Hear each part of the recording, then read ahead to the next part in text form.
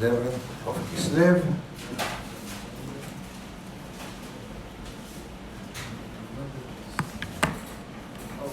I believe we are live. Good morning, Kahal Kadosh, Shabbat Tov Mevorach to everyone. Today, Monday, the 11th day of Kislev, corresponding to the 5th day of December 2022. Today's class graciously sponsored by Mr. Maurice Chera, Le'ilun Nishmat, his beloved mother, Shoshana Bat Leah, Mrs. Flores Chera, Alea Shalom. Additionally, today's class graciously sponsored by Mr. Clemente Rahamim Ben Hamuya Kohen, Le'ilun Nishmat, his beloved mother, Sara Bat Mini, Alea Shalom, and as well by the Alfasi and Warman family, Le'ilun Nishmat, their beloved mother, Rebecca Bat Sarina, Alea Shalom. So today, being Monday, we discuss the Gemara from Masechet Shabbat. The Gemara in Masechet Shabbat discusses a topic that perhaps we are very familiar with, but I think that is imperative to review it, because many times people truly misunderstand what does it mean enjoying and celebrating the Shabbat. Baruch atah Adonai Eloheinu melech haolam she'akol nihiyah b'dbaro. The Gemara begins. Amar Rabbi Yehuda, Amar Rav, Kol ha'me'aneg et Shabbat. A person that enjoys the day of the Shabbat, derives pleasure on the day of Shabbat, notnim lo mishalot libo. Hashem fulfills the desires of the heart. The Gemara will explain exactly what does it mean enjoying the day of the Shabbat. Now, where do we learn this from? It says pasuk in the book of Tehillim, in the early chapters, that it says, Beit'aneg al Hashem, Beiten lecha mishalot libecha. Beit'aneg al Hashem means you will have enjoyment and pleasure with HaKadosh Baruch Hu, and He will fulfill all the desires of your heart. As the Gemara, and it says, Oneg zeh, eni yodea mahu. When the Torah says you're going to enjoy with God, how do you measure pleasure with God? How do we measure a family? You know, for some people, being in Florida is called pleasure.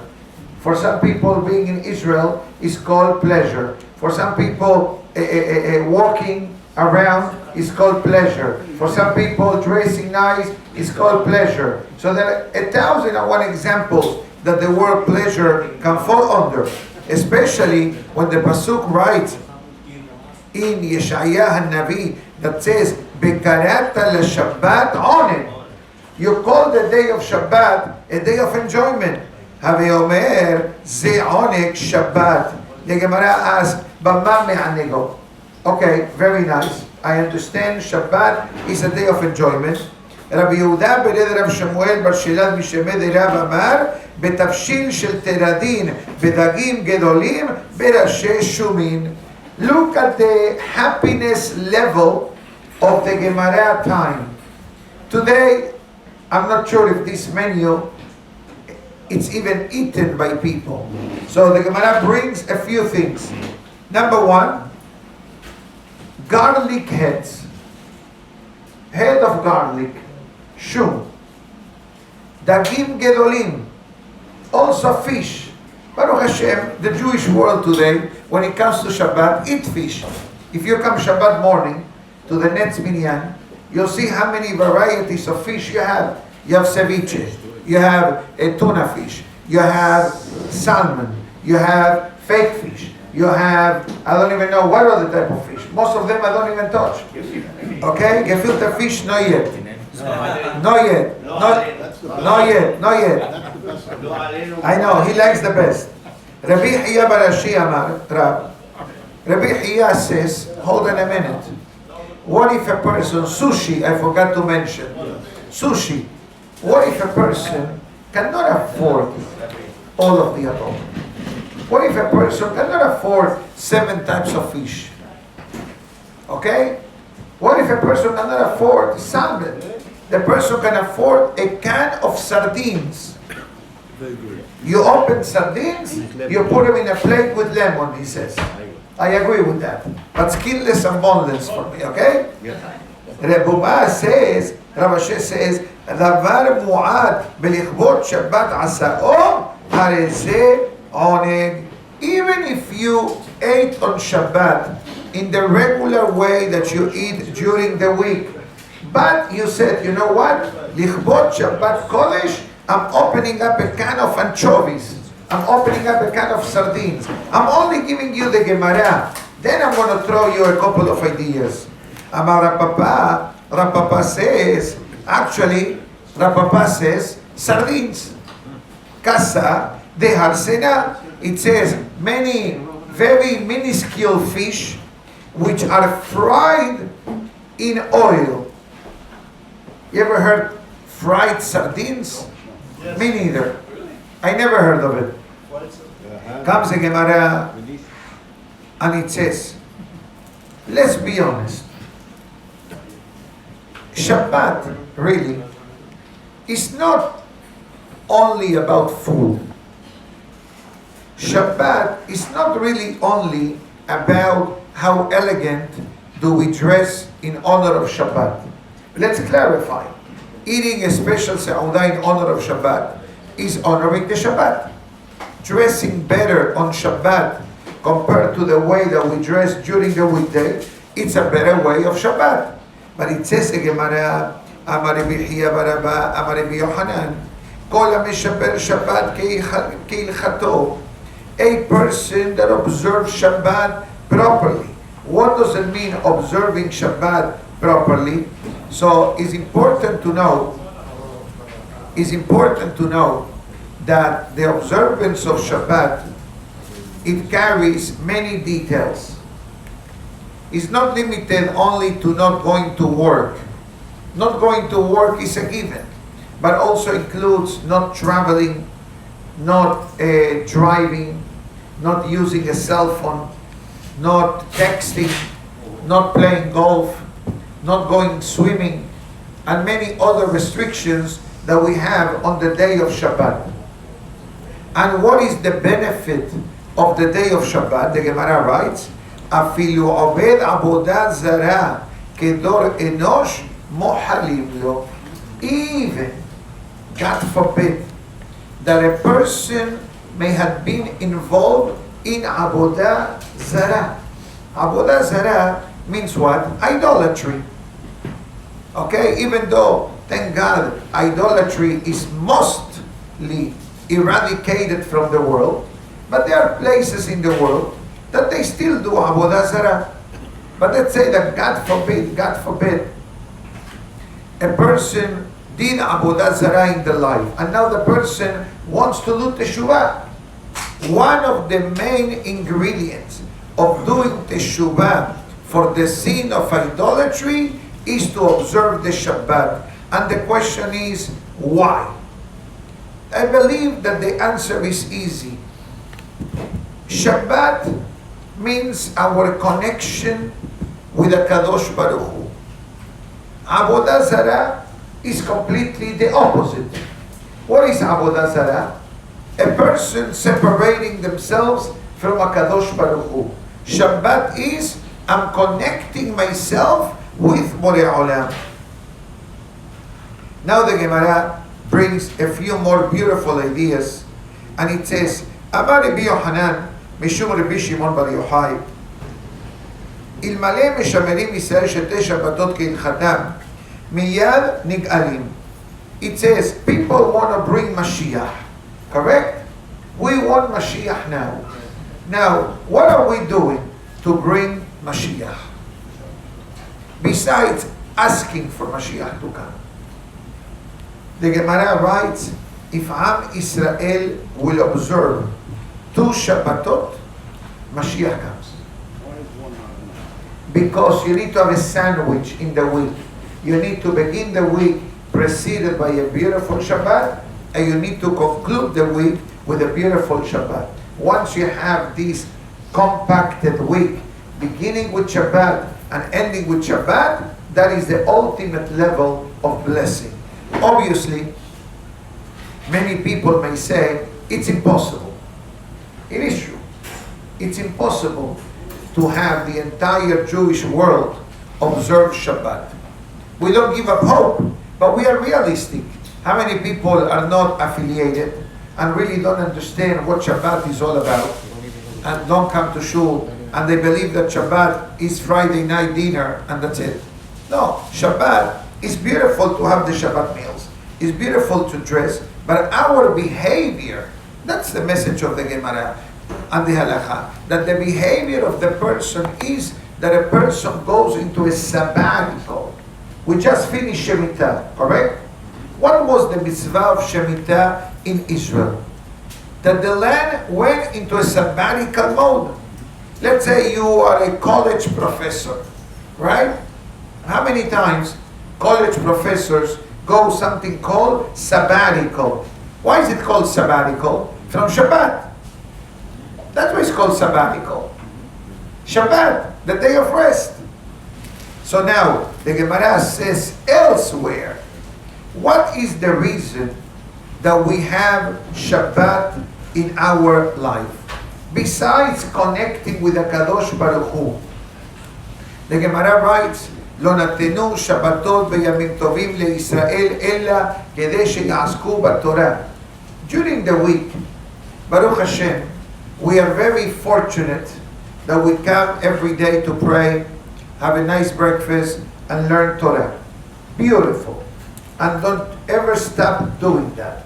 But there are many people that for XYZ reason, they can't do it. You know, I was in Argentina the other day, right? And they tell me, Rabbi, can you give a few minutes class after tefillah? I said, of course, of course. So I said, how many minutes? An hour, 45 minutes? No. 5 to 10. Because people need to go to work.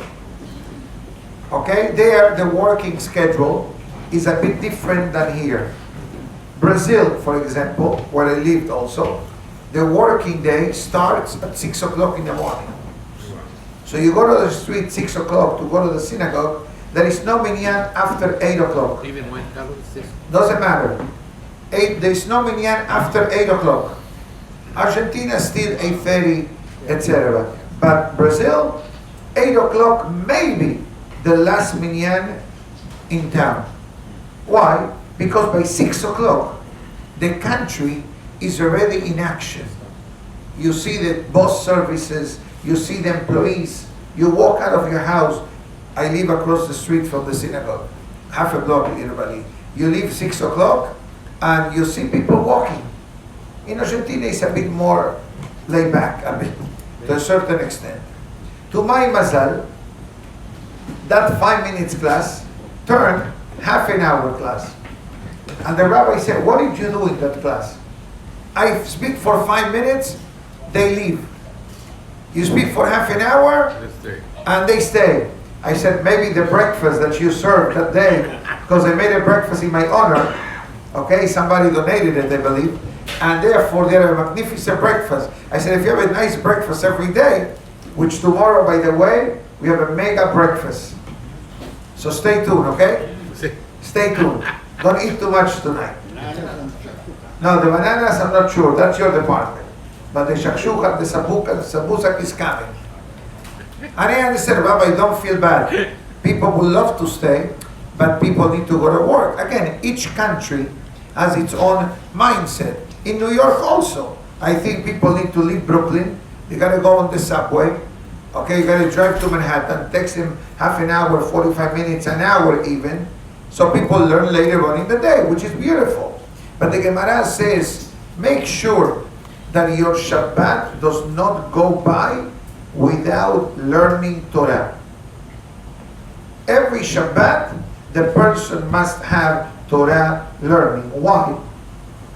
Because the Torah of Shabbat not only carries more Kedusha than during the weekday, but the Torah of Shabbat, according to our holy rabbis, it's equal to 1,000 times than the Torah that a person learns during the weekday. Why? I believe that the answer is because Shabbat is a mode of Kedusha. and nobody's in the rush to going anywhere. What do you do on Shabbat? Synagogue, home. Synagogue, home. Synagogue, home. Maybe you go visit your relatives, you go to your parents, to your in-laws, but what else do we do on Shabbat? Maybe we have a Sabbath, we have a Simcha. All that is all spiritual connection. But also, and I believe that this is the kavanah on that, is that we learn Torah without any interruption during the weekday, correct? First, we are married to our cell phones, correct? So you may be learning, you may be having breakfast and listening to the class, but maybe somebody is calling you. And then you go out to listen to the call. Or you text, for example. And I have no problem. You have to answer the phone call, faddal. I don't mind. But on Shabbat, what do we have? Zero distraction. I'm not in the rush to go anywhere because I cannot finish Shabbat before Shabbat actually ends. And even when that moment comes, remember what we learned in Bereshit, that a person should not escape from the Shabbat. Don't escape the Shabbat. Welcome the Shabbat a few moments before Shabbat starts and delay for a short few moments when Shabbat ends as well. The Gemara now is going to discuss what Hachamim used to do in their home in honor of Shabbat. Let me give you an introduction. Someone Hashuv comes to your house. Someone important comes to your house. You want to be able to greet that person. You don't want the Khaddame to greet that person. You don't want the Ijire to greet the person. Okay? You want to do that. So Shabbat is called Shabbat Malkita. So these Hachamim that we're going to mention now, even though they were the greatest Hachamim of their generation from the Talmud, and probably some of them were well-to-do, meaning to say they have help at home, they have assistants at home. Nevertheless, you'll be surprised what these Hachamim used to do. So one of them, Rabbi Hanina, he will get dressed with the special garments that he wore only on Shabbat. And Baruch Hashem, many people do that. People have talet for Shabbat. People have suits for Shabbat. People have a hat for Shabbat or a jacket for Shabbat. We have a special shoes also. We have a special concept that we honor the Shabbat. Beautiful. Rabbi Yanai will do the same thing, and he will go out to the field with his students and will say, Bo netze likrat kalla. Let us go out to welcome the Shabbat queen. Rabbi Abhu, he used to have a special chair in honor of Shabbat, which is very common in our days. During the weekdays, people eat in the, let's call it in the kitchen, dining room table, or dining table. But on Shabbat, we go to el comedor, right? To the sala. Why? Because that furniture and that table is lichot Shabbat. During the week, the family can eat in the kitchen. You make a mess in the kitchen, not a big deal. But you don't want to ruin the Shabbat table for the weekday eating. That's one. Another one, Rabbi Abu, Moshif Nura. He was a very wealthy person, Rabbi Abu, but he will be the one to prepare the fire that was going to remain lit in honor of Shabbat. Rav Safra, what used to do? He used to clean the head of the animal that they will cook it in honor of Shabbat. You eat tongue? You eat pickled tongue? Okay, Hazakoru. Okay, where the tongue came from? From the mouth of the animal. So you gotta clean it from the head. You have to clean it. People eat sesame, right? Bread, I think, right? Okay, people eat the chinchulines. That's a different story, correct? Okay. I don't know, but bottom line, Rabbi, who was in charge of that? Rabbi used to make ceviche. Ceviche. How do you make ceviche? You don't need to cook the fish. You take the fish, you dice it, right? You let it soak overnight or 24 hours in lemon, correct? Yes. And some salt, maybe. We have this Shabbat morning. Last Shabbat we had it here. And that's how you cook that fish. So it says in Gemara that Rabbi, he was in charge of salting the fish in honor of Shabbat. Rav Huna used to be in charge of setting up the candles for his wife in honor of Shabbat, which is halacha lema'aseh. Halacha lema'aseh is that a husband prepares the candles in honor of the wife. Rav Papa gadil petilta. Rav Papa, today is very easy. You go to the kosher supermarket, you buy the petilim, right? The flooring wicks, already made, already put into the hole. The only thing that you need to do is open the bags, put it in the cup. But back then in the day, they used to do it by hand. They used to take cotton, right? And they used to wrap it, and that's how they used to do it. It's called la mecha, I think, right? Rav Hizda Paris Silka. Rav Hizda was in charge of dicing the vegetables, very small. You know, people make Israeli salad. So Rav Hizda used to dice the vegetables in honor of Shabbat. Rabbi Rabbi Yosef Mesal Hesibe. These two hachamim, they used to go to the field with a hatchet, with an axe, and they will chop down the wood that they will need to keep the home warm in honor of Shabbat. And Rav Zera Mesatet Situti, he used to collect tiny branches of wood in order to ignite the fire in honor of Shabbat. Rav Nechman Bar Ishaq, he had a different set of furniture. He had a furniture for the weekday and a furniture for Shabbat. Us, we have it in our apartment. You come to my house, you see kitchen, table, and chairs in the kitchen for weekdays, nice Shabbat dining room set in honor of Shabbat. But in the case of Rab Nachman, that was different. He will switch around the furniture. Every Friday, he will remove the weekday furniture that they will not use on Shabbat, and he will bring into the house the new Shabbat furniture. Not new, but the clean and beautiful Shabbat furniture. And somebody said, Rabbi, do you do this every time you welcome a guest? You replace the furniture? He says, no. If a guest comes to visit me during the weekday, I don't switch the furniture. The only day of the week that I switch the furniture is Lichbot Shabbat Kodesh, in honor of Shabbat. That's why there are many people who have a beautiful tradition on Shabbat. Before they eat, what they say? Lichbot Shabbat Kodesh. I'm eating this in honor of Shabbat. Let's say the maid one day couldn't come, okay?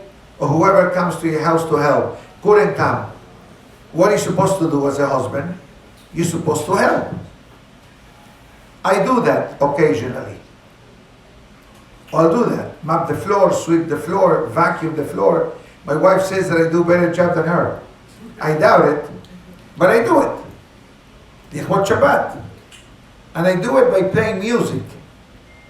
I play music and I do it. What instrument you play? No. I play music means I play from my phone. Okay. No, I don't play instruments. Although I love to play some instruments, but I didn't get there yet. It's one of the things that I have to do in life. Okay, maybe a keyboard. I think I will be happy with a keyboard. You will. Of course, I just need to find the time and the mind, the clarity of the mind to do it. But why the Gemara brought these simple, apparently, statements? I don't think that they are simple at all. I think that if we just paid attention, which everybody did, I believe, on the names of these great giants of the Talmud, what they are telling us, that even though you may be a very special person, a VIP person, a very honorable person, when it comes to honor the Shabbat, we are all equal. And everyone has the responsibility of honoring the Shabbat. But don't settle the honoring of Shabbat is only with food or with a dress code. Honor the Shabbat in our behavior, coming to the synagogue, coming to pray, coming to learn. This Shabbat, for the Argentinians, was very difficult because Argentina played the World Cup. Baruch Hashem, they won. You know why they won? Not because of Messi and the other guy who scored the goal. Because people did not break the Shabbat because of the soccer game. Listen to what I'm saying. I don't know when they play next. When they play next? On Friday. Friday. What Shabbat? Friday? Before Shabbat. Don't worry, they have TiVo, you can go back. True, but you know what? I said to somebody, why are you desperate? Why are you desperate? Person talked to me on Friday, said, Rabbi, I don't know what to do. He started to ask me all these questions. Can I set up the TV with a timer? I don't touch the button. I said, no. He said, what I'm going to do is the game. I said, what's the big deal? Just open the balcony. If Argentina scores, you will hear it. And if no goal was scored, you're going to have Tisha B'Av, silence. And guess what? I was walking home Shabbat afternoon after the Sabbath, and I heard the goal on the street. I said to my wife, don't worry, Argentina scored. Because there is a peculiar way of celebrating.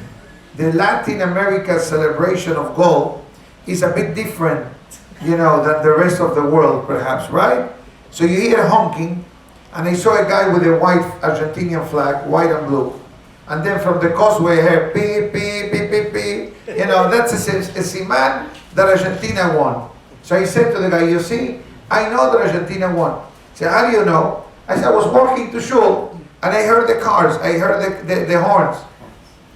And it's a big nisayon. I remember, I was a child.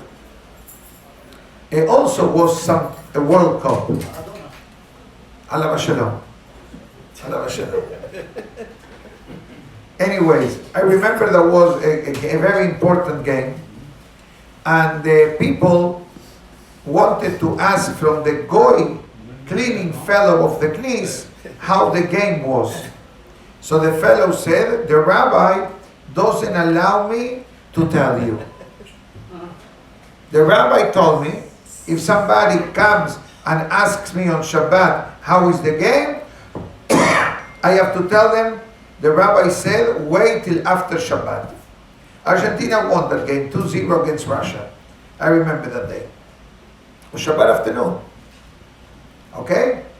So now, I know that it's funny what I'm saying, but it's important to know that Shabbat is not only about the physical observance of the Shabbat, but actually has to do with the mindset of the Shabbat. And that's why on Shabbat, we don't speak about business. We don't speak about real estate. We don't speak about investments. We avoid discussing topics that are not conducive to the sanctity of the Shabbat. According to some opinions, even the topics that you think about, called mahashava, the thought, you also need to clear them from your mind. Sometimes, and I witnessed this, somebody goes to you and he says, oh, nice suit. Nice suit. What are you supposed to say? Thank you very much, which is obviously. But then the fellow says, where do you buy it? Macy's. How much you paid? That became a conversation. Hazaku Baruch. Now it becomes a conversation. It began with a simple compliment. I like your suit. Thank you so much. Shabbat Shalom. But now we're discussing Macy's, and if you got the Black Friday special or family and friend discount, or you got a coupon, and suddenly becomes, a whole Megillah of conversation. And I use the example of a suit. I can use an example of an apartment. Where do you live? Oh, when did you buy it? How much you pay? Oh, maintenance there is too high. How much is taxes? You pay that low. You know, again, all these are wonderful and friendly and social conversations to have them. Even politics. But politics, in many times, I witnessed one time that the husband, I was happy that he made that announcement.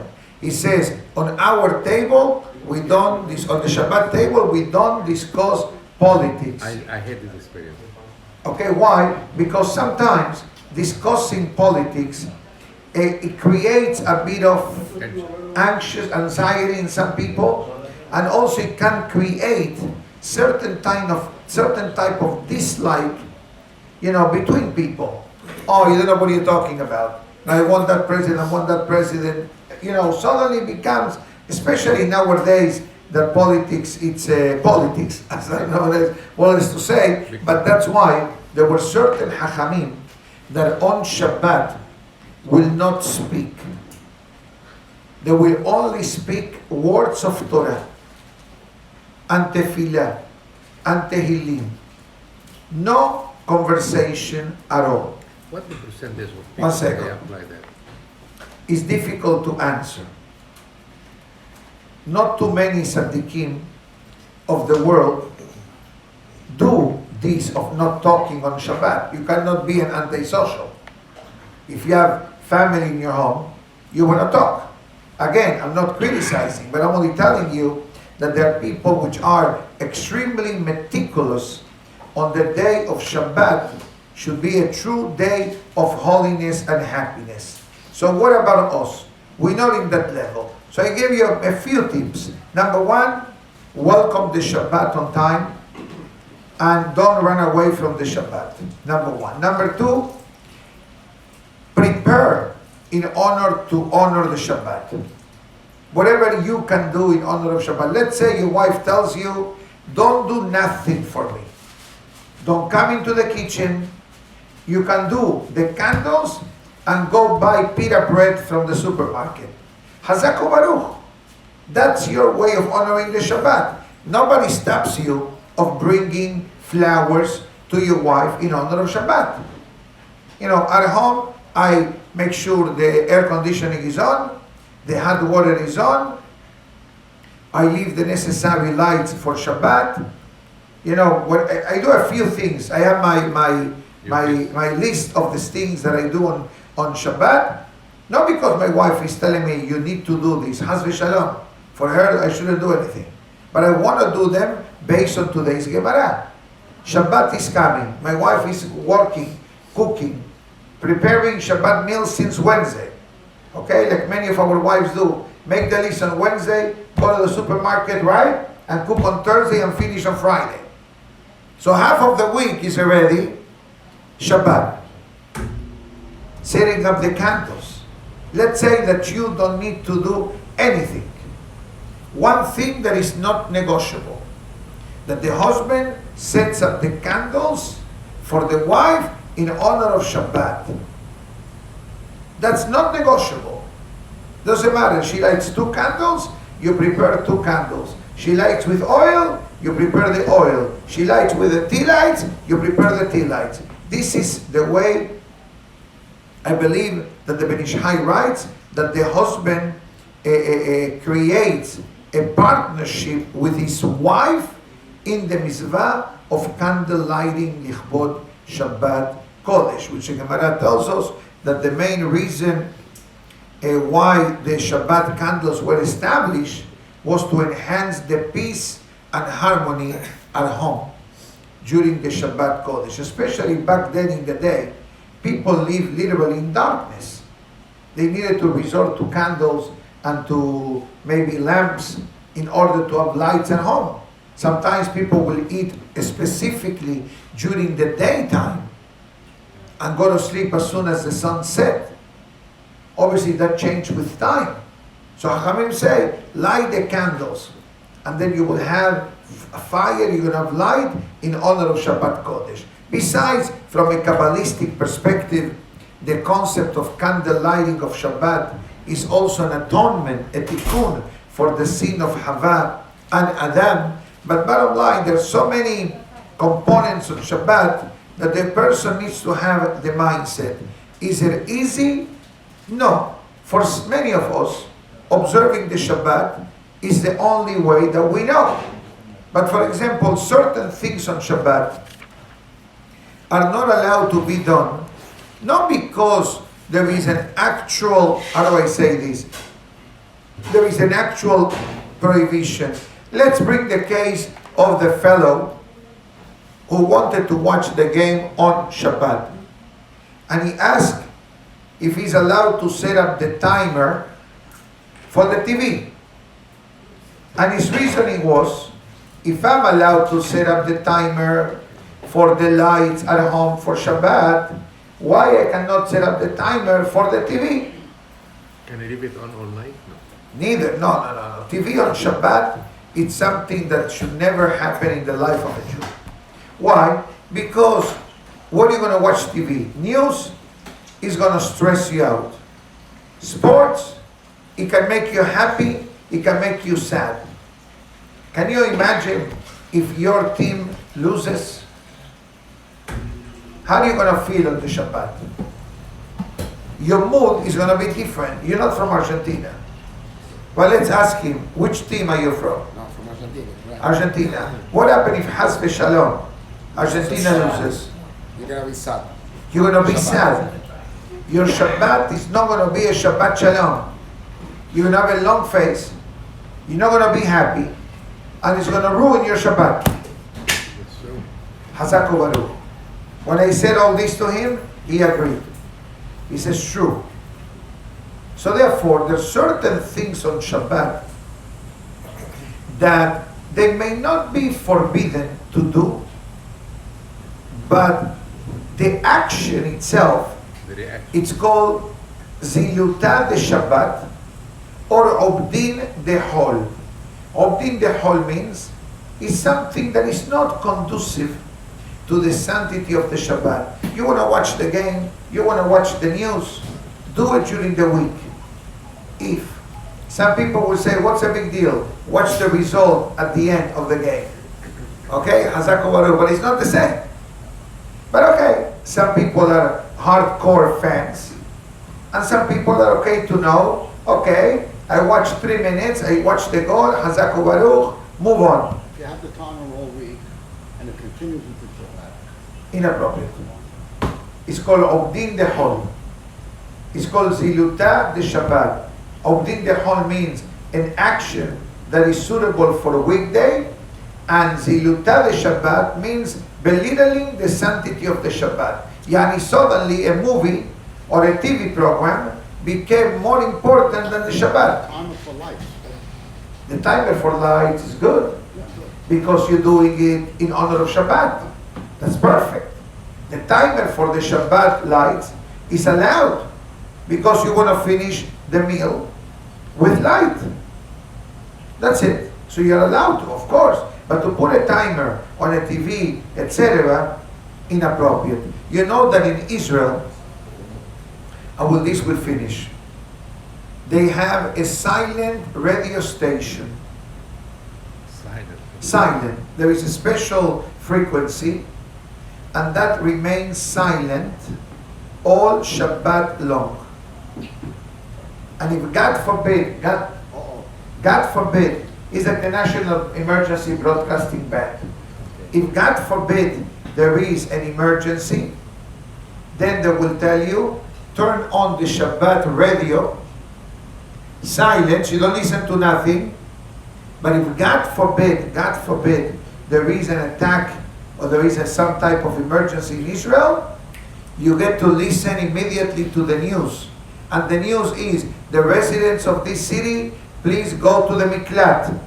Miklat means the safe rooms, the shelter. In Israel, there are 2 types of shelters. Older buildings, the shelters are in the basement. The newer buildings, you have a special room that is completely with cement, so to speak, is exterior wall, has no windows. If it has a window, it's a triple gauge type of metal, so to speak, that no bullets, etc. can penetrate. I'm sorry to speak this way, but that's the reality. So in Israel, certain times, God forbid, when there are these type of challenges, they tell you to the religious community, turn on to the Shabbat radio frequency. And if God forbid there is an announcement, so at least you're there to listen, and you have 10 seconds, 20 seconds, because the way the missile system works, once it crosses a certain boundary, it emits an alarm. And that alarm will tell you, based on the city, how many seconds, literally, do you have from the moment of the alarm till the moment that the missile, God forbid, lands. So sometimes you have 20 seconds, sometimes it's 10 seconds. If you live in Sderot, I think you have less than 5 seconds. Chas v'shalom. But I'll finish with something positive. Beshameru bnei Israel et ha-Shabbat. Bnei Israel will observe the Shabbat. It's not only how much we observe the Shabbat, but how much the Shabbat protects the person. The Shabbat, as I said in the past, is the umbilical cord between HaKadosh Baruch Hu and the Jewish people. That's why in that verse says, Beni uben bnei Israel ot hi le'olam. The Shabbat is the covenant, is the pact, is the symbol between God and the Jewish people. That's why to be a Hazan, to be a Baal Koreh, to be a witness, you need to be a Shomer Shabbat. Because if a person is not Shomer Shabbat, it means that he's not really connected with godliness. It's like you look at your Wi-Fi. How many bars your Wi-Fi has? Sometimes 0. Sometimes 1, 2, 3, 4. The better the connection, the most power that signal comes to the neshama of the person. Okay, my dear friends? We say Tizkera Mitzvot to the generous sponsors of today's class. Baruch Adonai Le'olam. Amen ve'amen. Rabbi Hananiah ben Hakashia Omer. Ratzah Kadosh Baruch Hu lezakot